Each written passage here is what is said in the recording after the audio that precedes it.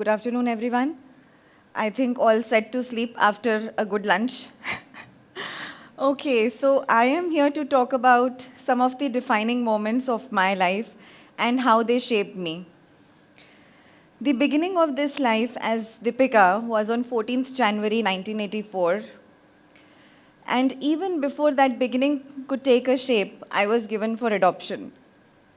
A new beginning had already taken place in my life when I was probably 2 days old.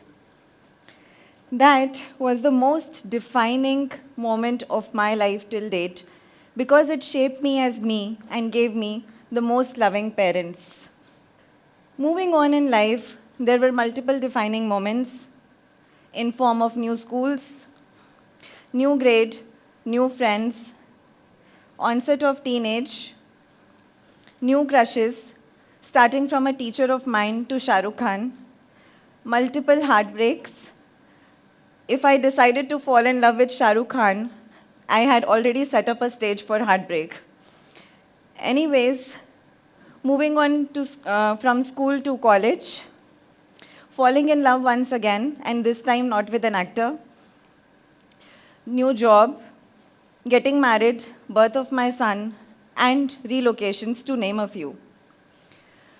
Though a lot of these were defining moments of my life, they did not change me as me. My traits and my outlook towards life remained the same.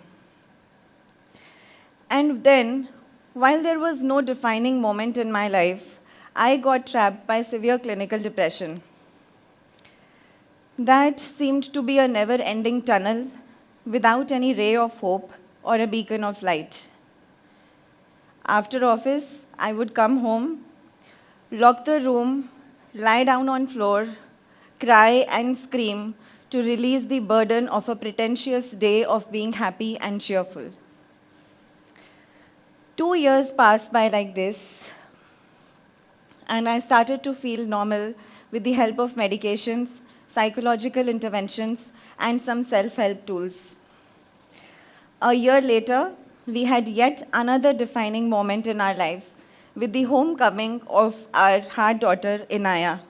4 months later, me and my husband, working with the same organization then, were called to a conference room with 7 more people, and HR, with a poker face, told us, "Today is your last working day and cabs are waiting downstairs." Yes, you heard it right. We had lost our jobs.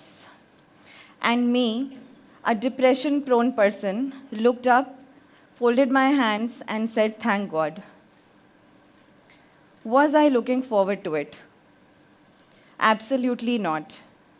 We had 2 kids to take care of, expenses of a metropolitan city, loans, and neither me nor my husband come from affluent family backgrounds. So what led to change? What led to change in my thoughts and my attitude?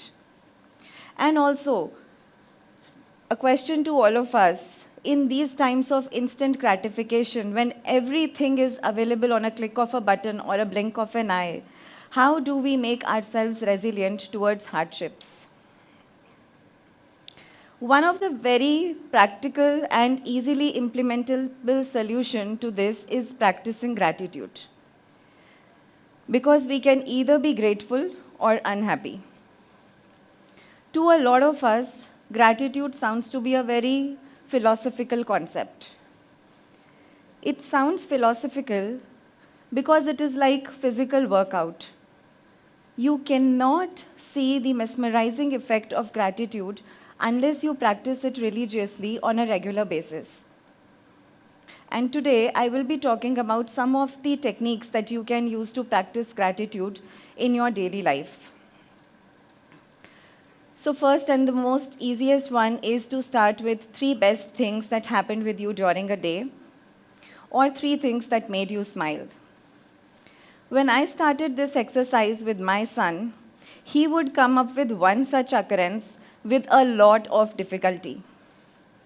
Within a matter of 1 month, just because he became very aware and mindful of what was happening around him, He used to come up with 20 or 30 such occurrences every single day, and he would choose 3 best out of them. It can be something as simple as somebody lending you a pen or holding the door of the lift for you. Gratitude, however, is not just limited to best things and thanking them. We can be grateful in each and every moment, and I'll tell you how. Isn't it magical that as soon as we enter a dark room, it lights up just by clicking a switch? For most of us, when we wake up in the morning, we do not even have to think, and we put our feet on the ground and we start walking. Unfortunately, we notice these things only when they do not work as per our expectations, and never when they do.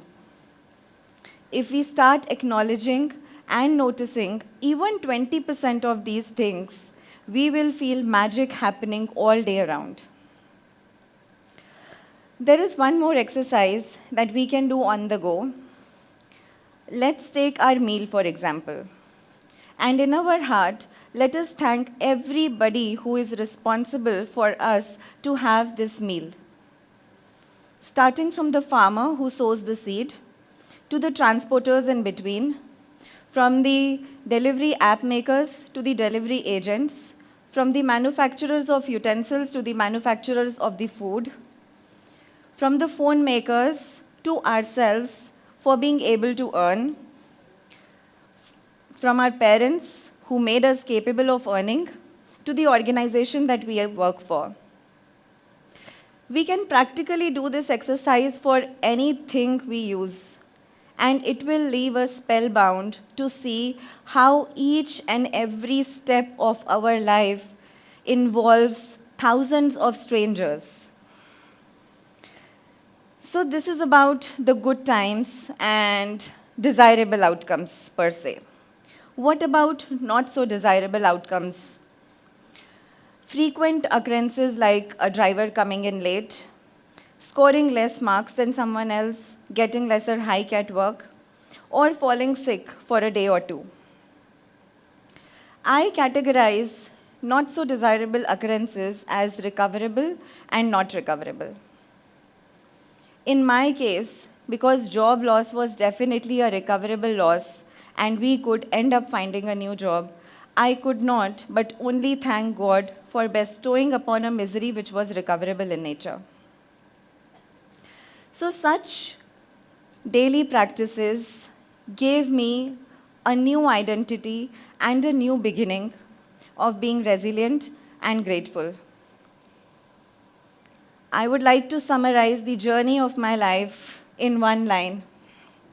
When I thought I was drowning, I was actually learning to swim. When I thought I was losing all the battles, I was evolving. Thank you.